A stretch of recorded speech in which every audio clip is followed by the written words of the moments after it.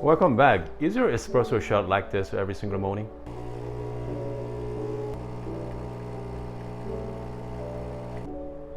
Your shot is really fast and like murky. So let me show you how to fix it. The easiest way to fix your shot is change your grind size lower. Right now we're at number 18. Let's change to number 10, okay, number 11, number 12, 10 or 11. This is just guessing game, folks. Just pick a number. Now we switch to 10, so we're at 18. Now we're at 11, okay?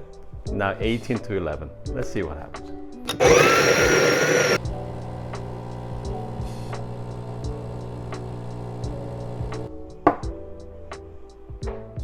As you can see, just simply lower your grind size to the lower setting. So find the right setting for you. See you guys next time.